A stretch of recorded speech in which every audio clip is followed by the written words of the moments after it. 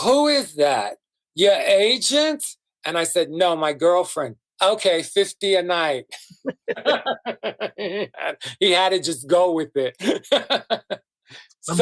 Remind you, how much were they charging at the door for a club night like that? Do you remember?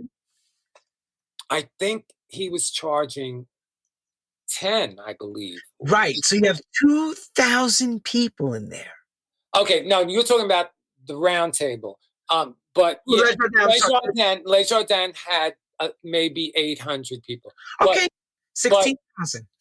But the round table was cheaper. It was like $5 to get in. But you must know, and everyone else must know, that where people make a lot of money in clubs is at the bar.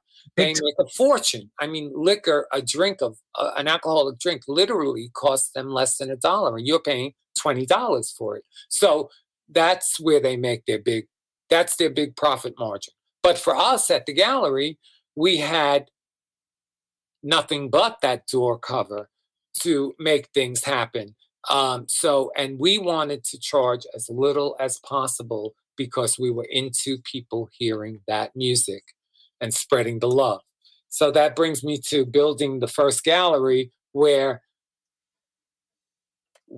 Robin and I talked and said, where are we going to get the sound system? And every club we went to, we saw a little strip that said Rosner Custom Sound, Rosner Custom Sound.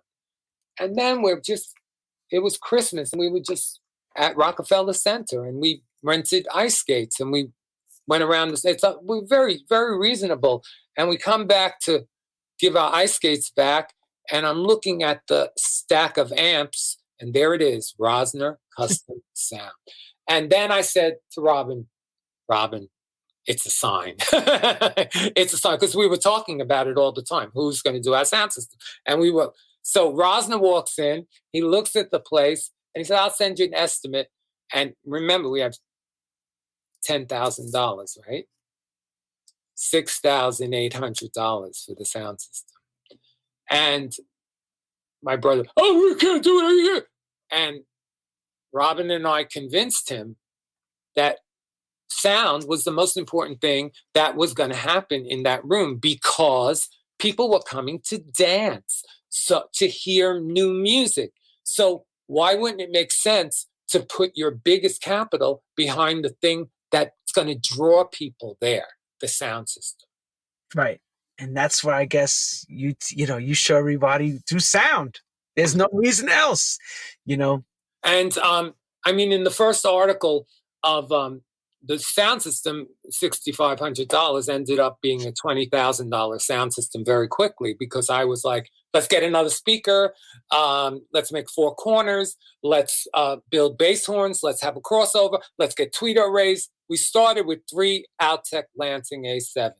And Rosner was so excited because the wall had window impressions, window enclosures that were blocked because next door they built a building against the building. So the little enclosure, which was about 2 feet deep, would provide 10 dB more sound, like a corner almost it would act, by putting the A7s in the little window enclosure. So Alex was like, this is perfect. And he was right. It was perfect. And then I went to the 4 corners and built a wall around the dance floor. Initially, I didn't have a wall around the dance floor in the first place. And we built it. And it became the hottest club. David closed for the summer to go to Spain with his staff. He took his whole staff to Spain. Well, the next weekend, we were packed. And the rest is herstory, It's like... we'll show them why. Look who's dancing in your crowd. I know. This is Larry before he was famous. And this is my club, The Gallery on 22nd Street. And Larry and Frankie, and we can show a picture. There's Frankie right in the middle. And this is the booth behind us. They were both fans, and they wanted jobs, and we gave them jobs blowing up balloons. As a matter of fact, Let me show the balloons. Here we go. Look at the job they had to do. Working balloons. Every Friday and Saturday night. This is Gigi. And there's Frankie, see the hat? With the balloon blower in between his legs, blowing up the balloons. And this is where Frankie started. And he readily admits it in the Love is a Message documentary. It was never a problem for him. Who wanted to hide the fact that he blew up balloons with Larry. He was not fond of some of those memories. I don't know why, because Frankie embraced it so much, and he made it. It was part of our experience. It was part of our experience. And I loved Larry, but he was very insecure with his talent. And it was really sad because he was so talented. And he was so insecure. I mean, like I would get a new record and I would be proud to share the name of the record with people because I wanted them to play it as well, because I wanted the record to take off. Soul Makossa, I found in a little tiny record store in Flatbush Avenue in Brooklyn. And believe me, a white boy, gay, with little short shorts, which I was wearing that day, did not go to Flatbush Avenue in Brooklyn at all. Never mind during the day or night, anything. You didn't go at that time in Brooklyn. That's just the way it was, and which was okay with me. I am not a prejudiced person. From a very young age, I knew, like, I heard my parents say the N-word, and I started screaming at them at 9 years old. I'm screaming at them. I know that's not right. I know that's not right. I'm not going to eat with you guys if you say that again. I'm not eating. I mean, a kid. So in my heart, I really feel like certainly everything that we're going through right now is long overdue. Long overdue. Agreed. And I'm sorry that it's not going faster and better, but, COVID came along. Anyway, so let's get back to this story. So, Larry, Frankie, and disenfranchised people. It was about, and Frankie says it so beautifully, where the people, the underprivileged people of Manhattan had a place to go every Saturday night to escape their worries and woes and experience love and joy. And that was the gallery. You went in and everybody was like, hi, how you doing this week? How are you? Every people knew. Multicultural, look at that. Beautiful dance floor. Beautiful. Multicultural, yeah. Absolutely. Everything, gay, straight, black, white, every color, everything. And everybody got along. We never had a fight in 7 years. In 6 years that we operated, we never had a fight. Never had a fight. Oh God, just looking at that picture, it was people, I mean, that dance floor would explode. And you see how high the mirrored ball is? Mm-hmm. People would jump up to spin it, because they wanted that ball to like fly around the room. And I mean, the little things that we did on the wall in the back, I put up a tapestry, right? And around the edge of the tapestry, I put little Christmas lights. And they didn't just go on and off, they dimmed in or dimmed out. So the first time we used them, Robert sent the whole dance floor into darkness, right?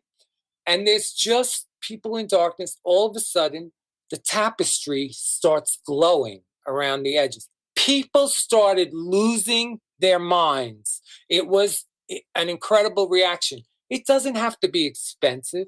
It doesn't have to be the grandest thing ever. It just has to be done artistically and from a good place of love and understanding and camaraderie. And baby, it will fly. It will fly. I believe that. I've seen it. I've seen it over and over again. And it doesn't have to be expensive, Len. No, it's gotta be the moment. Everything has to be right. Musically, right. Spiritually, you know that, Nicky. Yeah. I've seen you do it. We've all. And for a long time, yes. And I've seen you do it actually at a great little festival in the one where John Morales said, "You and I." Oh, I don't want to even say that. Okay. I know. So, so anyway, yeah. Well, here's some questions I got for you before. You're in deep in the gallery. I want to go a little before gallery because there's also DJ superstars that you're starting to be around. You're becoming friends with many, which we'll touch on, that help you shape your career in a way somehow. I guess, like, for example, I would say, like, at the time you had Bobby DJ and Michael Capello and all these DJs around you. And I know they were superstars in their own right, And Francis Grasso was also a big superstar as well. But Francis was very secure in his talent. And it came across sometimes as arrogant. Unfortunately, because he deserves all the accolades he gets. But just the way he presented himself, and a lot of people didn't want to deal with that. And for a while, he couldn't get a job to save his life because he had screwed the people you talked about at the beginning, the mafia. He had had a club named after him, and he demanded that they name it after him, and they did. And he never showed up to play there. And he was beat up pretty bad. And we all knew that story, and we all knew that Francis didn't look like he used to look. And it was just a sad, sad story, but it was the truth. And Francis, according to all accounts, was the master of blending, which is what it was back then. It wasn't beat matching yet. It was blending. I think Richie Kazar and myself were the people who really championed beat matching on every change. Let me show Richie's picture, even though it's funny. That's Richie Kazar. This is Richie Kazar, and he was the DJ at the Hollywood which is when I met him. And then he and I became the first DJs at Studio 54. Mm-hmm. And I was working the weeknights, and because I was working at gallery, and he was working I hurt my foot, so I had to put it up on the chair. Everybody send a donation, Nicky, for his foot to be repaired. Yeah, I'm trying to make sure that I'm okay to start touring next week. I go to Tel Aviv, and then my big birthday party at Good Room, which I'm excited about. Show that while he's pushing. Go ahead, Nicky, tell everybody. Yeah, the 19th. And you know what? I love giving parties and I love playing, but I think this is, and I say this a lot, no more this, no more that, but I was kidding all along. But the particular thing of the birthday party, I want to end it this year, because you stop, after a while, you don't want to count those numbers. You just don't want to get there with the numbers anymore. So maybe we'll have parties, but fuck this birthday extravaganza. This is it. And actually, we're going to show the trailer to the new Love is the Message movie, loveisthemessagefilm.com. And if you're interested in learning about it, you go to loveisthemessagefilm.com and you just put in your email address, press enter, and we're sending out notices. We're not going to spam you because we don't believe in that. But maybe once every 2 weeks, we're going to update you on what's going on and how we're doing. It's a beautiful film, people. Get on it. Loveisthemessagefilm.com. You need. Well, Lenny, you saw the trailer, it's so breathtaking, isn't it? That trailer. I'm telling you, it's a historical. It's everything. Breathtaking, historical, and moving. If you never experienced New York clubbing, that will give you an indicator of how it really was, what we're missing. And that's because I was very lucky to have some Tisch students come into the gallery and film the gallery for over a year. And it's it's just sheer luck. And my cousin passed away, and I ended up with all the footage. So it's you know what? This is unfolding just like the gallery, the opening of the gallery unfolded. You know, it was just going here. I always say, when a door opens, at least go inside and look around. Don't just say no. And you know the old adage, the path of least resistance. And that's what the best path is, always the path of least resistance. Mm-hmm. When you're going in the right direction, you're not going to have a roadblock at every turn. You're going to have a lot of open doors and a lot of come right in. Mm-hmm. Well said. Bring us, okay, so now... At the age I'm going to be, you learn these fucking things. Finally, I'm learning. Thank you. Thank you, goddess. Finally, I'm learning. I mean, for so many years, because of the molestation, I was really stuck for a while in my spiritual growth. And then I met Marianne Williamson and read this book, A Course in Miracles, and studied that book. And to this day, work within the context of that book and meditate every day. And that's the key to, I found, why I play records so well, because I let go of my ego and I allow a higher power to just take control. And I listen to the first thing he says. The first suggestion is always inspiration. Everything after that is ego. So I try to play the first thing that comes into my mind when I hear it. And a lot of people say, you know, when I go to Nicky's parties, I'm thinking of a record and he plays it. And you know what? That's because we're all hearing the same inspiration. But you got to be open to it. You have to allow yourself to get out of your own way. Get out of your own way. How do you do that, Nicky? Because you've been through a lot of things in your life. Okay, the meditation was a big one. The meditation gave me a real view of what my ego is, how it operates, and how to quiet it. And so that's what I've learned to do. Meditate before a gig and just go in and remind myself all during the night, this is through you. It's not you. It's through you. And when you see those smiling faces and you see people having a good time, you know it's right. You know it's right. So if she was here, Miss Rodriguez, what would she say to you right now? This was my main.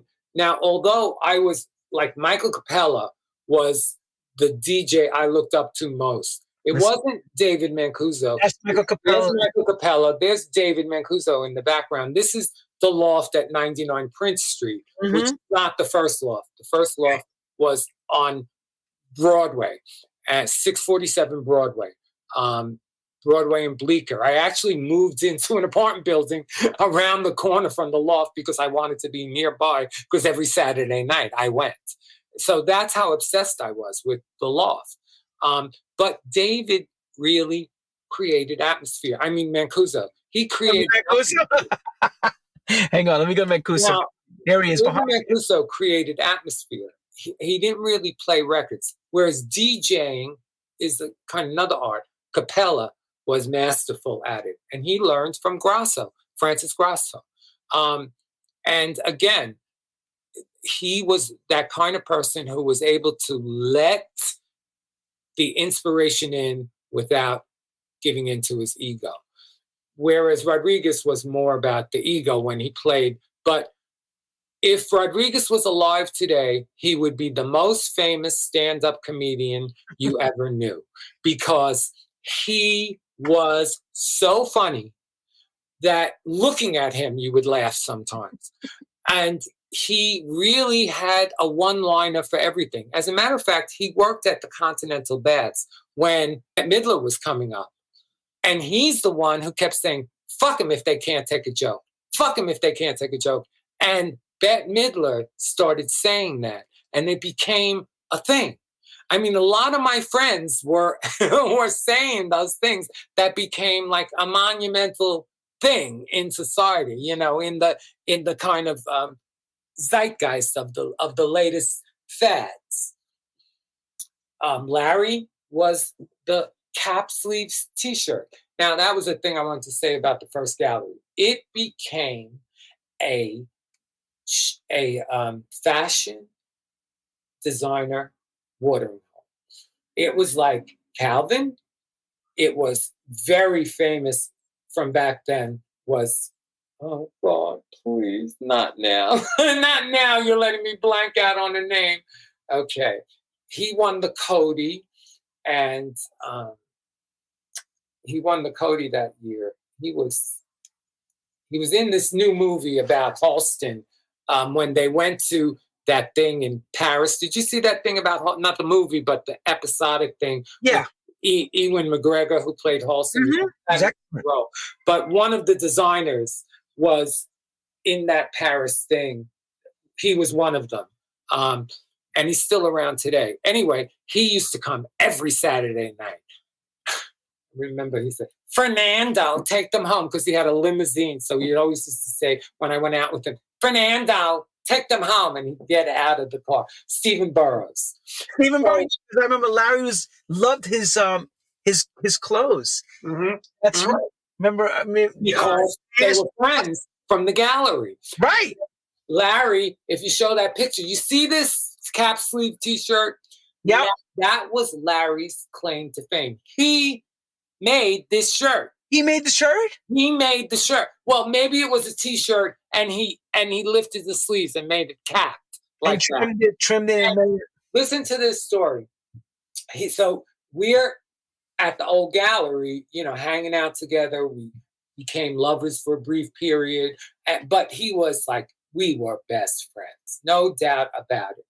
And he would make those cap sleeve T-shirts and wear them at the gallery every Saturday night. Now I'm talking about all the not only the fashion designers, but the models would come and they would have their underwear with the embroidered name of the designer on the underwear. Billy Blair, I think, was one of them, and she had the name on her underwear. And it was, did you see Billy Blair? She lifted her hands, and there was the signature on thing in satin. It was wild times. And it was beautiful too, because when I went to Moscow right after Yeltsin became president, and it was just so wonderful. And I described it as New York in the 70s. Lots of opportunities and a little bit dangerous. And that's how New York was. It was lots of opportunities and a little bit dangerous. It was kind of what we're going through now, but worse. I had gold chains ripped off of my neck in the subway. Anyway, so Stephen Burrows, all these people were there, and it really gave a name to the gallery as a fashion industry watering hole. Larry makes these cap sleeves T-shirts. All the designers come, and we're walking down 8th Street one day, me and him, and we had just gone to buy records. There was a record store on 8th Street back then. We turn on McDougal, and there's Capezio, and it's downstairs. Capezio is downstairs. Let's see what's in Capezio. And we look down, and we see a window filled with cap sleeve T-shirts. Now, no one had been doing that prior to this. Larry got very upset. What did he do? Well, he sat down on the stoop, and I sat down next to him. And he was upset. He was not mad like upset, just like sad. Like sad. They stole my idea, and he didn't know what to do. And I just put my arm around him, and we just sat there. And he said, I think I want to be a DJ. Can you teach me? And I said, that was at the moment that happened there? Yeah. At Capezio? Yeah. Because of the shirt? Wow. Yeah. I think it was because of the shirt. I don't know. It might have been on his mind before, and he didn't have chutzpah to ask me yet. But that was when I started taking him there on the days we were closed and just working with him with blends like I was taught. Don't cut off the words. You could tell a story. Make sure the blend, you can dance through the blend. It wasn't yet beat matching. It still was blending. And we would try our best to make it work, but it wasn't a science yet. We weren't holding the mat. We weren't slip killing yet. It was just, you put the needle on again. Oh, it matches now. Turn it up. That kind of thing. It was by perchance. So we, when I started getting into beat matching, and David Rodriguez helped me immensely, and then Richie Kazar helped me. And together, Richie and I really championed it. And the two of us really made that become the norm in all the clubs. Now, I couldn't care less if it matches. Fuck that. I want the right song on the next turntable. That's what I want. I don't want a perfect change. I want the right song at the right time. And I'm sick and tired of going to clubs where people play the same tempo all night long. Because we know. Okay. That's an argument we could always have all the time. Okay. But I know where you're going.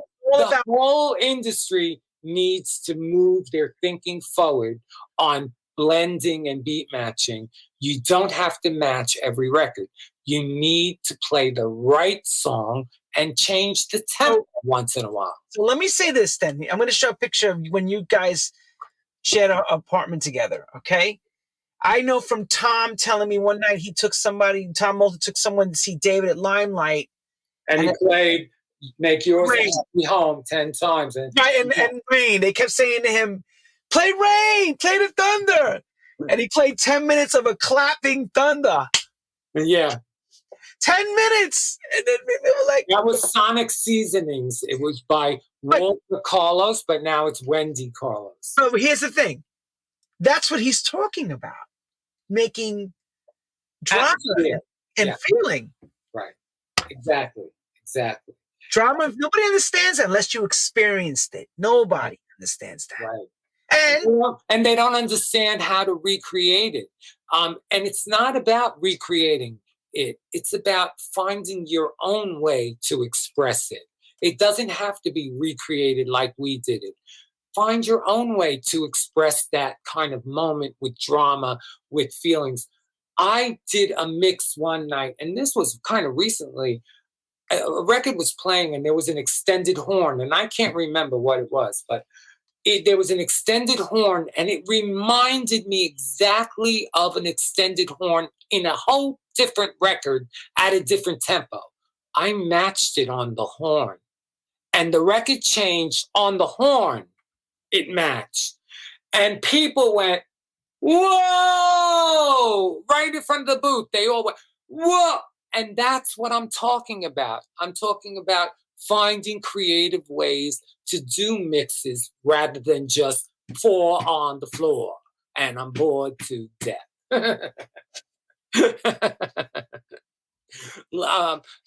Frankie used to call them plateau DJs. Like there was no peak, no valley, just a plateau all night. Linear, just stays same all night long. Right. I get it. I get it. So you have some other pictures? Oh, yeah, we have pictures, but I'm going to see now. I'm going to go to the ones, of course.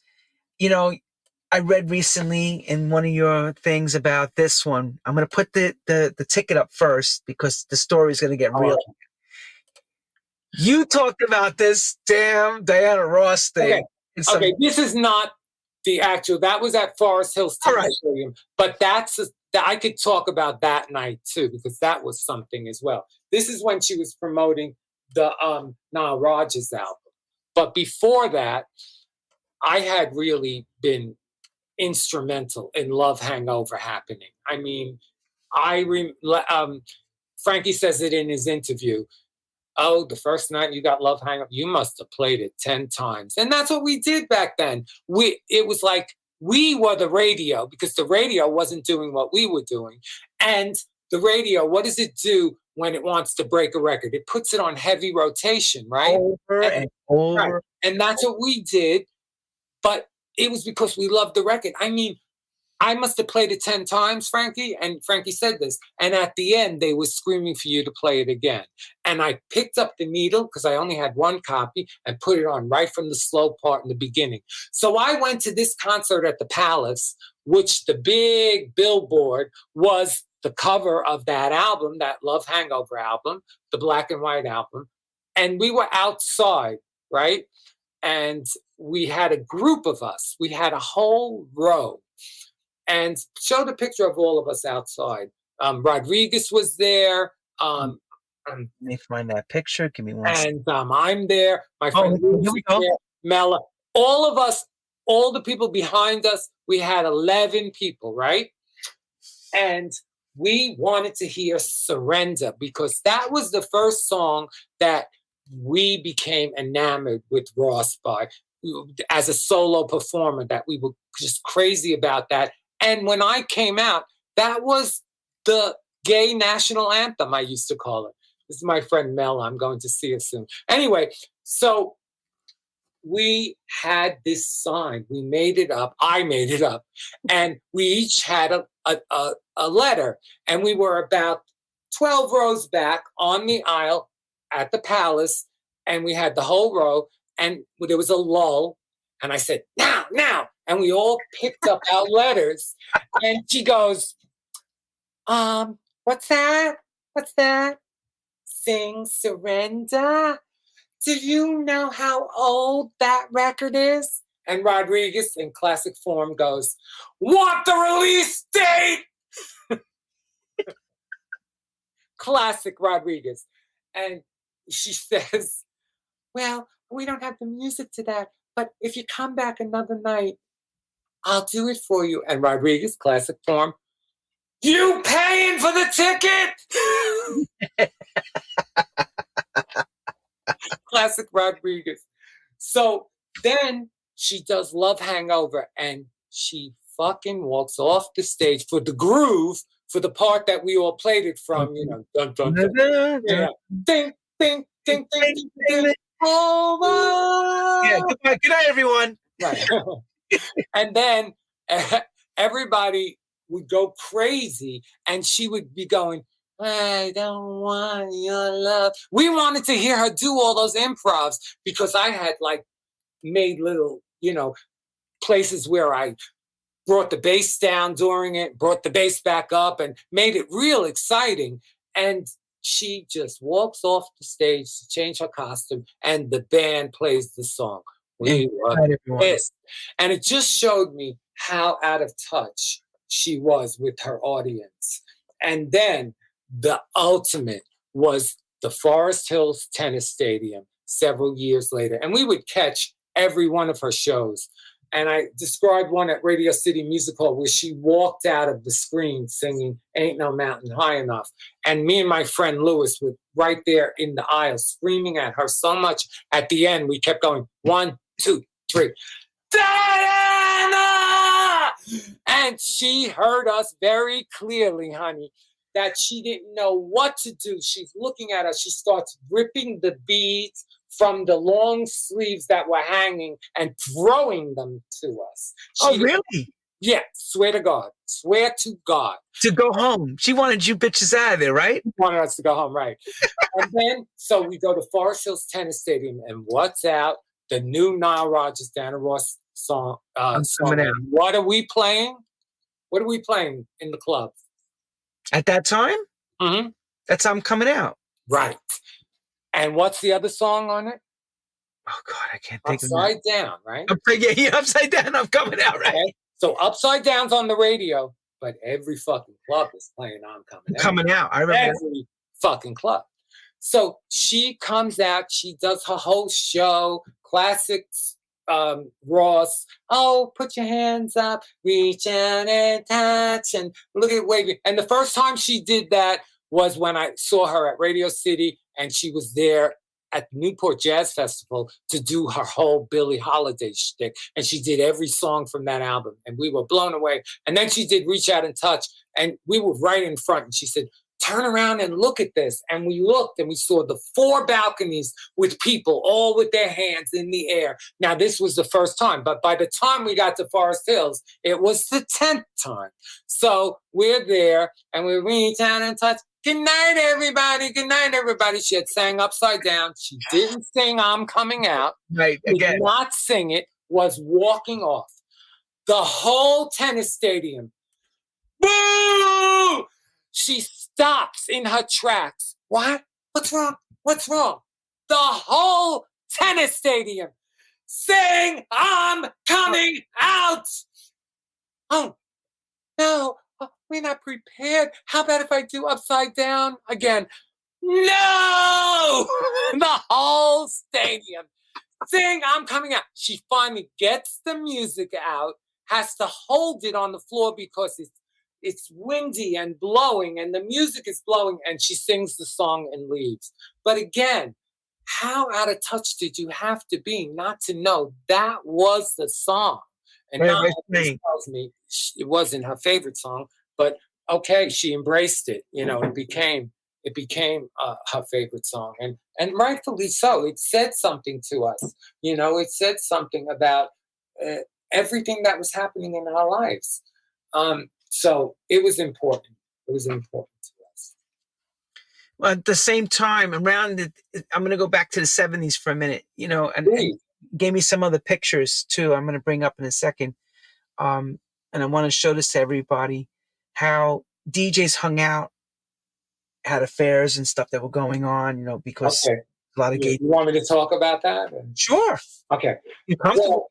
There was, in the beginning, like in 73, when the gallery started going, we had a little group of DJs that hung out together. And there was this place in the village on Christopher Street called David's Potbelly.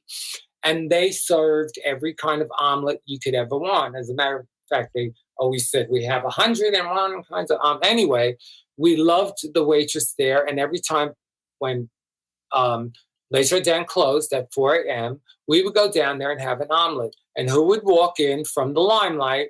Michael and David and Larry would join us, and Frankie would join us. And who else? Richie Kazar, often Bobby Goodadaro, and we would have a big table and we would all talk and everything. Eventually, we started going on vacations together. Often, we went on vacations together. And this was the group of us. I'm taking the picture, but this is my lover, Robert De Silva. Behind him, David Rodriguez, and there's Michael Capella. And we're at Magic Mountain in 1974. So it was very early on, and we would vacation together, and we became friends.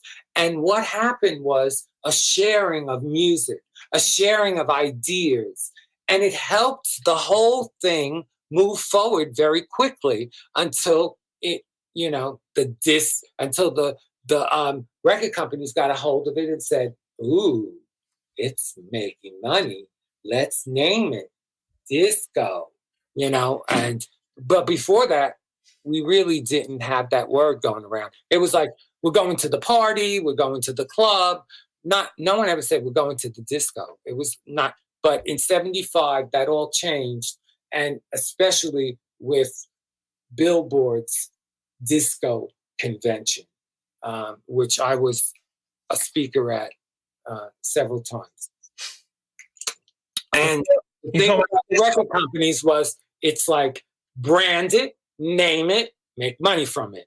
And then, they noticed that a record that had a big banner that said disco sold 100,000 copies before anyone heard it out of the box. So what did the Bright execs do? The one in the diapers? He put all the shit that they wanted to get rid of in those covers. And what happened? People got burned left and right. And then a whole bunch of women were going out with their gay friends to the clubs because they wanted to dance. And the straight guys were not amused, and they came along, and a lot of them participated in acts that they didn't want to participate in just because they wanted some pussy.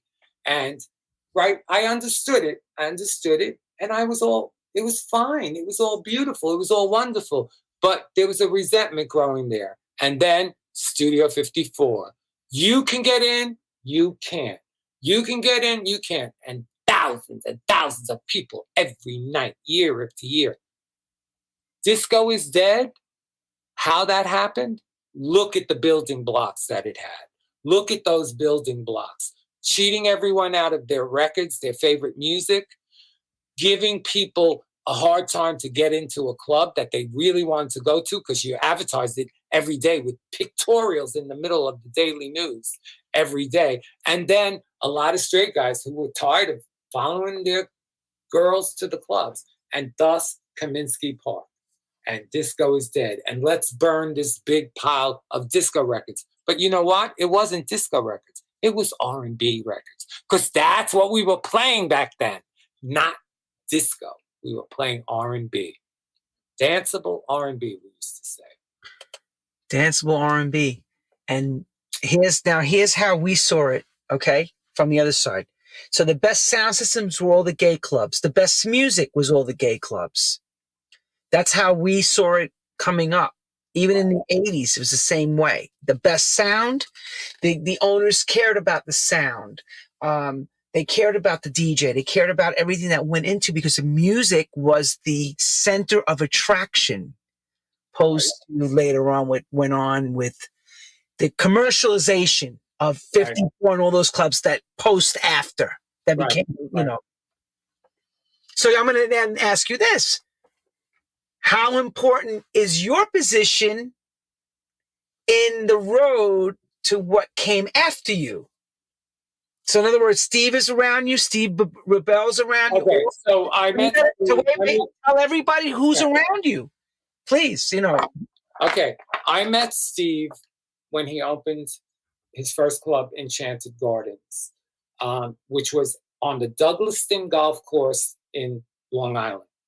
And I'll never forget Steve, Billy Smith, that promotion man I talked about, introduced me. He said, I want you to meet someone. We drive out to Douglaston. And if people know, it's the last exit before it turns into Long Island. It's the last exit in Queens. And I don't know if people know this, but back then, as soon as you crossed that borderline, the taxis would go double. It would be double the fare. So often, well, after he decided to hire me, I often would fight with cab drivers and say, no, it's in Queens. Please just go and you'll see. So anyway, we got through all that. Anyway, I meet Steve at a dinner at the Douglaston Golf Course. The place is not open yet. And I look around and I think it's a very nice place. Steve is like a little mensch, you know, he's like, he's engaged. And he's got a lot of dreams. He owns Steak Loft and he wants to open a club. And this is going to be it, Enchanted Gardens. So Billy says, why don't you hire Nicky to play a night, at least? And I said, well, I can't play the weekends, but I'd play a night. You would? Okay, great. And Tuesday night, and then Paul Casella, I think, was all the other nights. And he's a great DJ, doesn't get enough credit. That's right. He is a great DJ. Yes, he is. He's one of those people who... unsung heroes. Who heard the calling, who heard the inspiration and went with the inspiration rather than his ego. So Paul Casella's during the week. I'm on Tuesday nights. Tuesday nights is packed. It's a Saturday, right? Like a Saturday night. Like a Saturday night, exactly.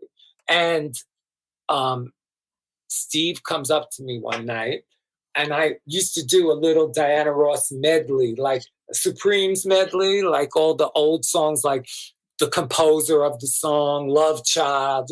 I used to do a little, like, one verse, one chorus of each and go back and to another one. And he'd come up to the booth and go, play one more, Nicky. I love Diana Ross. Well, 2 years later, he's doing what with her in the back office?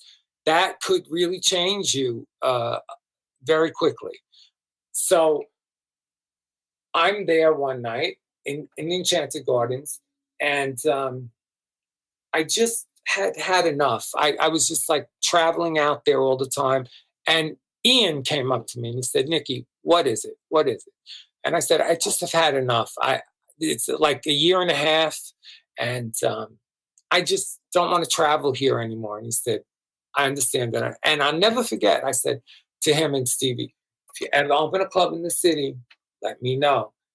And sure enough, when they closed Enchanted Gardens, about it, and Steve, from the moment he hired me, became a regular at the gallery. He was there every Saturday night, and we had a little fling too. So he spent a lot of time with me at my house, alone, together, talking, and before studio opened. And then you saw how my lights were. They looked like they were going up into the ceiling. Well, his lights did go up into the ceiling. And it wasn't a far stretch to see that he took an idea and put it to the nth degree, which is great. That's what we did back then. I just was appalled at the door policy. I think it hurt too many people's feelings. But nevertheless, the club was amazing. Studio 54 took every idea that we all had through the 70s and put it on steroids. And it was amazing. It was, because it was a theater, he was able to put 3 different light shows up in the grid, and they would come down, and for an hour you'd watching one set of light shows and lights, and Robert De Silva is working them amazingly. Then they disappear, and you got a whole nother light system coming down and doing things. And he would always know the cues because I was there, Richie was there. He knew the records, he knew the songs. So it was nothing short of amazing, because every cue was perfect. Every light was used for a reason. It was an amazing time. Unfortunately, it was just 3 years, and that was it. You know. Yeah, I know. So, go ahead, Nicky. The question that came to mind is, again, pre to studio and garage, would these clubs have existed if there was no gallery? I don't know. Some things are just predestined to happen, you know, and maybe they would have, but they certainly influenced the people who had them and the people who opened them. A lot. Gallery definitely was a big influence on Larry. I mean, Larry at the beginning, people would go and he said, Nicky, he's just doing your night. You know, at the beginning, before he really got comfortable with his own thing, he was a great DJ, but he was a little insecure at the beginning. And then he got it. He got it right away. And he became the most fantastic DJ. Really great. And what catalog of mixes that he contributed to our industry. Oh, sure, of course. Oh, mixer, yeah, and then us as a producer. Iconic things like that beginning of Ain't No Mountain High Enough. Dun, dun, dun, dun, dun, dun, and Jocelyn singing, I'm going nowhere. I mean, it's just, you hear the beginning of that and you get goosebumps on the back of your neck. It's just that iconic and great. So, Larry, I love you. Frankie, you are my best friend. And he was until the end. A very dear, close friend. As a matter of fact, I had put out the movie, the first draft of the movie, and he gave me a fantastic 45-minute interview for it, and I sent it to him, and he was in London when it came. Came home, he saw the package, And he went to sleep and he died that night. He never saw the movie. And it really broke my heart that it happened in that order. But you know what? Like I said, everything is meant to be. Everything happens for a reason. And, you know, I will love him. He's so special to me, Frankie. He was the epitome of what a good person is.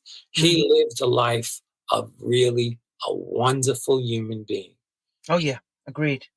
He inspired a generation like you and many people to become amazing talent and DJs, and just him cooking as a chef. I remember, oh God, wonderful person.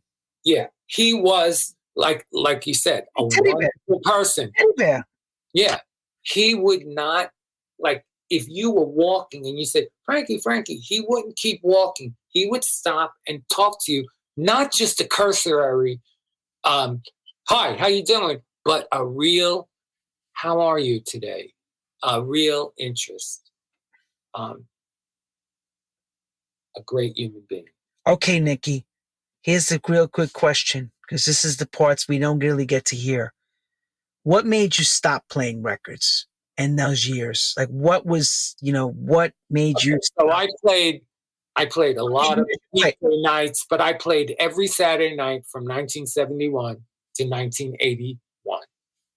Okay. After the gallery closed, the end of 77, 78, I played at a place called the Buttermilk Bottom until 1981. The sequence of events happened like this. I tried to reopen the gallery, but I was so using drugs that I couldn't make it happen. Wound up on the street and went back to my parents' house.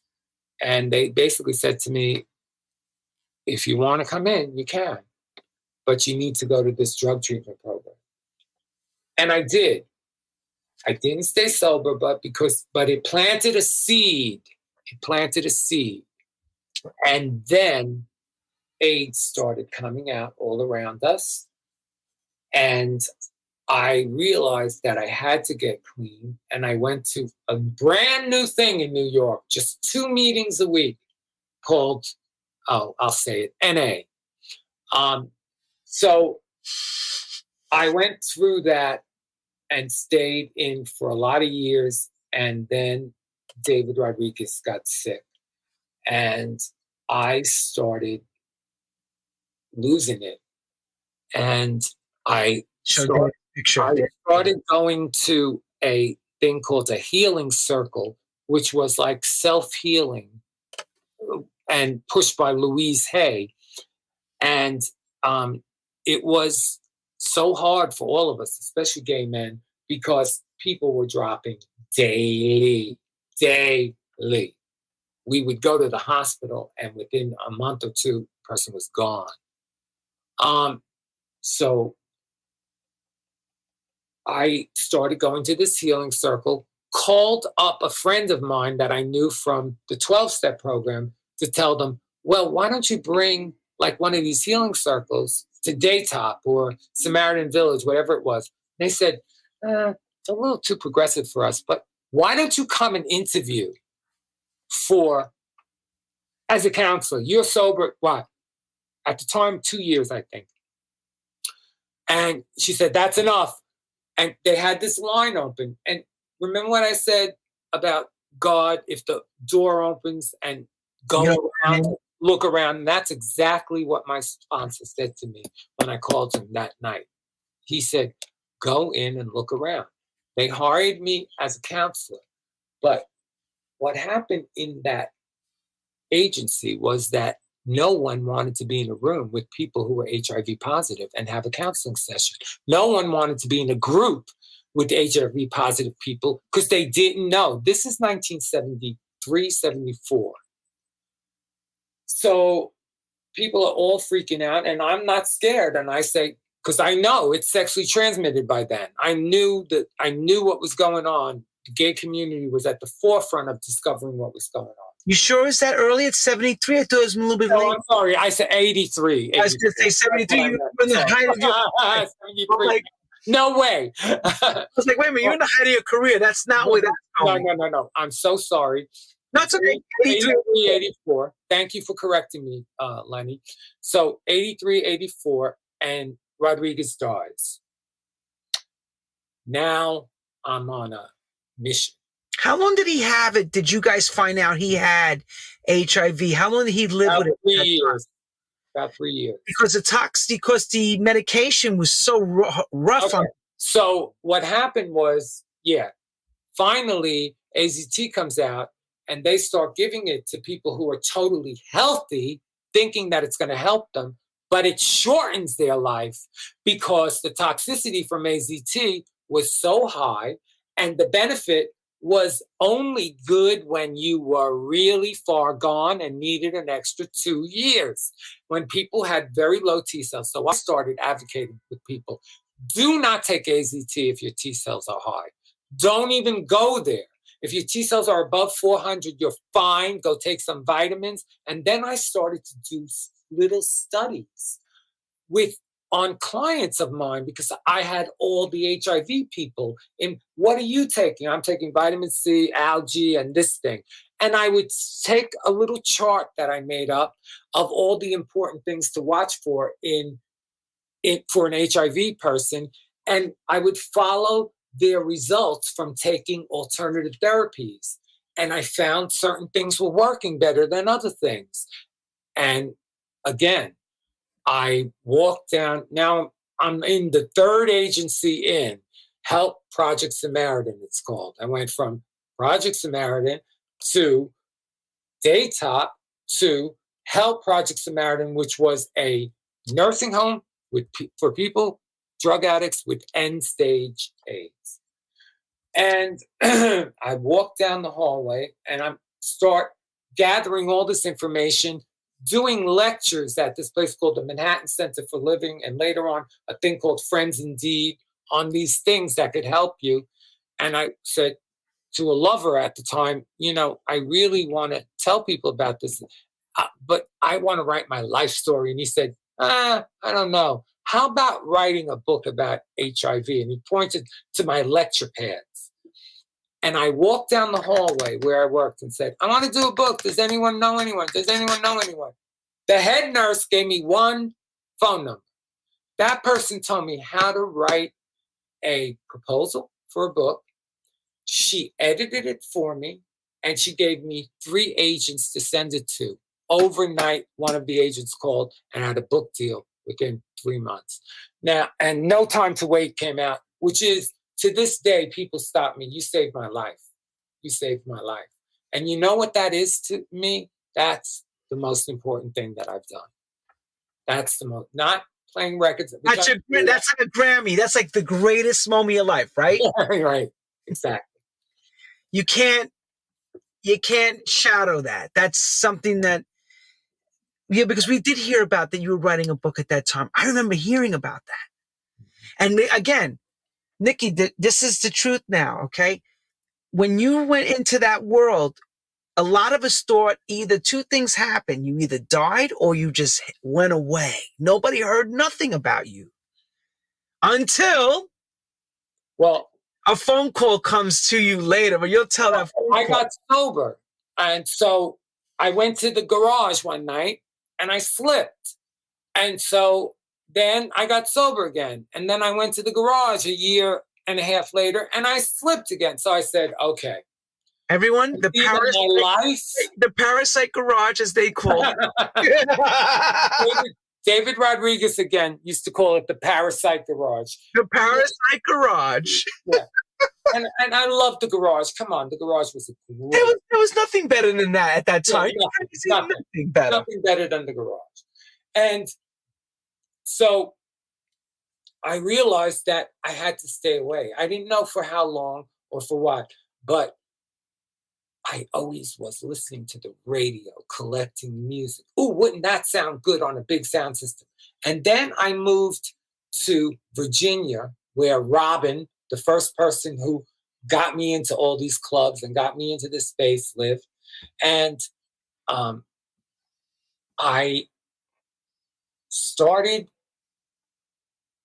working with an AIDS organization, Tidewater AIDS organization, and I was burnt out, Lenny. I had been doing it from 1983 to then 1996. Just 13 good years. Yeah. So I'm meditating because I learned to meditate, and I'm meditating, and I hear very clearly, quit your job. And I was like, God, you're kidding me, right? I can't just quit my job. So I ignore it. The next day, quit your job. And she's tenacious when she wants to be. Wait, hashtag quit your job. Like, finally, on sheer like faith, I went in and gave my 2 weeks notice. The day before my last day, Francois calls me from Body and Soul and says, want to play Larry Levan's birthday party? We'd love to have you. And that was the beginning of my music career again. And let me tell you, everybody, when the word got out, we were like, Nicky who? That's exactly what I remember saying to somebody. They said, Nicky Siano. Mean Gallery Nicky? Yeah. And all the old queens were like, I thought she was gone. Yeah, I thought she was dead. I thought she was dead and buried. You know, all the bitches like, just out of retirement? That's and what we in the heard. beginning, I was not. So Francois called you and said to you, Nicky, it's Francois. Right. I want you to come and play. New York, come to New York and play for You're like, come play where? Did you know about Body and Soul? Did you know about any of this going on? No, I didn't know Body and Soul was the biggest party in New York. The hot Sunday party. Hot as Sunday. Oh my God. I spent many a night there after that. Many a night. I was there every weekend. It was a fantastic party. Fantastic. And I was there when you came home to play. I'll never forget. And it was very hot that night. A lot of my friends came, and it was, you know, I was playing records that no one wanted to hear. I'm playing like Think by Lynn Collins and all these things. So I laid back a couple of years and I did work. I worked. I kept going overseas, kept working overseas. And then I started a party called 12 West at the old Sound Factory bar. Mm-hmm. And I sort of was mixing the Body and Soul classics, the Body and Soul like Stardust, and you know, all those great Body and Soul songs. Oh my God, there was what a year that was. You Don't Even Know Me, Armin van Helden, Flowers, all those things that were Body and Soul classics, and then some real classics from the early club years. People were like, they were getting it. It was working. And then all of a sudden it took a twist for me. Like the music from Body and Soul ended and nothing like that was coming out that moved me in the same way. So I started digging and finding old records that no one had played. Like Only the Strong Survive by Billy Paul. No one was playing that back then, and no one was playing it now. And I started playing it everywhere I played. All of a sudden, everyone was playing it. And Danny Krivit handed me a song. I'll never forget it. He said, I just did this re-edit of this old thing from the garage. It's called Stand on the Word. Oh, yes. And he handed it to me, and I start playing it every trip overseas, everywhere. Everybody starts playing that song. And I realized that we're in the same place. You know, you hear a good song and you want to get it and you want to, you know, so I start going through all the B-sides of everything, like Ashford and Simpson, Nobody Knows. My favorite song now by them. Oh my God, I love that remix of it. And just playing all these, a set of things that I love. And it keeps growing and changing because I keep digging. So now, Nicky, let me say this. So when I went to go see you at Vinyl, okay, when you came back, I watched and, because I came with David Lozada, we were all hanging out, and I kept saying to everybody, now I know where Larry gets him working the system. Because I watched right away. I stepped watching and you working the crossover. And I said, it's like riding a bicycle. You don't forget. Right. I don't care how long you haven't played. I said, I kept saying, she may be out of tune for a little bit, but she's going to show. And you did. You were working the system. And I kept saying, now I understand how I play from this because it comes from down. Because I experienced Larry for so long and all those. And Larry really was a directly influenced by me, I think, right? More than anyone else. I mean, he loved to go see David, but as far as his style and the way he played, that was all me. So, darling, I can't talk for too much longer, but that's it. No, we covered. You covered. I just, I wanted you to explain. Thank you, everybody, for watching, and how amazing you are. This is going to be on Twitch TV forever, and you can watch it. So let's make sure we put this up. Here's a couple of things. Nicky's party, the 19th of March, my birthday celebration at the Good Room. The Good Room. I've been playing the Good Room almost 10 years now. Before anybody else was playing there, like Danny Krivit, I remember talking to him on the phone and he said, yeah, but they don't have a good sound system. I said, no, they redid the sound, come down and hear it. Next thing I know, they're doing 718 sessions. So, which is great. And I'm going back to Detroit, which I love Detroit. I just love Detroit. And then I'm going to be at, in this place is in Manchester. That's amazing. I played at a party April 15th. That's a hot party. Woo! They're gonna kick your ass, and you're gonna. Manchester they are big. They're gonna kick your ass, and you're gonna kick their ass back. They love me in Manchester, England. They love me, and then I'm going up to SSW3, the Scottish Weekender. Yes. Yep. With John Morales. John Morales. Wait, but here's a funny one, everybody. I want to know where the hell can I get this effing ice cream cake, bitch? Okay, this is only available in California, and it is my new ice cream cake weed. It is outstanding, but unfortunately, it is only available in California. So if you live in California, go get it. Foxworthyfarms.com, and you can order this. It's not out yet. It'll be out in 4 weeks. Okay, so everybody listen carefully. QVC shoppers. QVC shoppers, listen to Brother Lenny tell you. The galleries, Nicky Siano, Foxworthy Sonoma, California, get high, get tasty, get sugared out. With the gallery ice cream, Miss Liberty herself bringing it to you. I like what they did with that. Of course, they take the bitch's picture and they put it up as Miss Liberty. And that iconic picture. But Nicky, I want to also say one thing as well.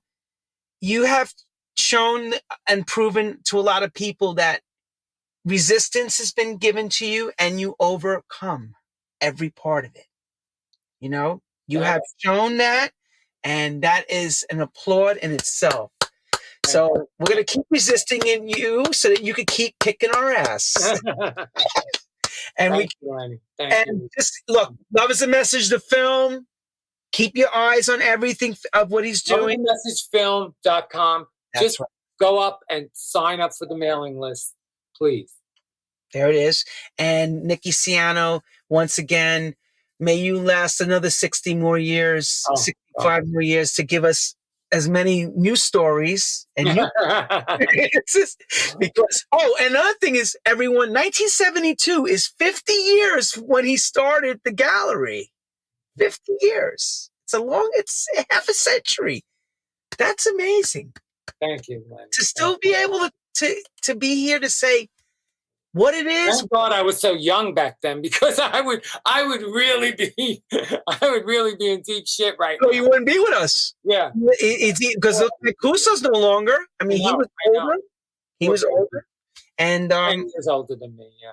Yeah, and a lot of, and I mean, we lost so many DJs the last few years. Oh my God. Every time someone drops, I go, no, no, no. I love the DJs who were around back then so much because they have a certain je ne sais quoi that the new DJs, they don't really understand that we were a unit. We were all friends. We were all one thinking music machine working together to make the hits. And when I played a record or Richie played a record or whoever found that record, I remember David Mancuso coming home from Spain and giving me the Barabbas album. And there was only 10 copies he brought back. And Woman and Wild Safari was from that import that David brought back from Spain. And we started going on it like crazy. And within a couple of months, it was out on Atlantic. So it was way cool. Honey, the power of the DJ spoke. Exactly. The power of the DJ spoke. And how did he speak? From the turntable. That's right. That's right. It wasn't about social media. It was about the fabulous pictures. There was no pictures. No. That's why nobody has pictures. And that's the other thing. How the hell you always have a camera around you in those days? Okay. Who the hell was taking pictures of all these? Because nobody has pictures except you. Yeah. I don't know why, but I was obsessed with my little Instamatic I had. It was a Kodak Instamatic, and I was obsessed with it. And I would carry it everywhere. But what happened at the gallery is it became so popular that 2 photographers would come in and shoot. And a lot of that stuff they have given me from their collection that I now own.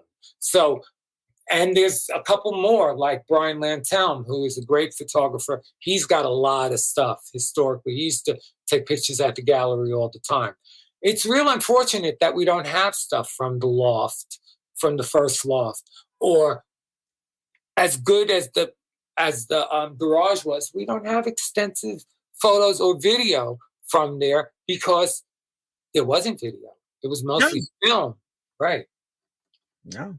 And that's what people always say. Oh, you have pictures? You have pictures. Like back then, nobody carried cameras. No, it was very rare.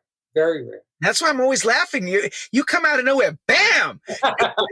Nicky's got another photo of these classic shots. Like, where did this come from? Yeah, Nicky, tell everybody what you found in your brother's house. Okay. Well, that picture from Larry that you just showed was my brother's basement flooded, and he had to take out a lot of things, and he found 3 albums from the gallery, and that picture of Larry was one of the pictures that was in those photo albums. Okay. So, and that's something. Yeah. Everybody's asking, is that Benny Soda? I'm mining him. I'm mining him. Nick, everybody's been asking me, is that Benny Soda? Benny Soda would be too young. No, it's not Benny Soda. But that guy, he was also a big fashion person. He was very into fashion, I remember. Lenny, it's always a pleasure talking to you. You are just a joy in my life, and I really appreciate you. I appreciate you. Thank you.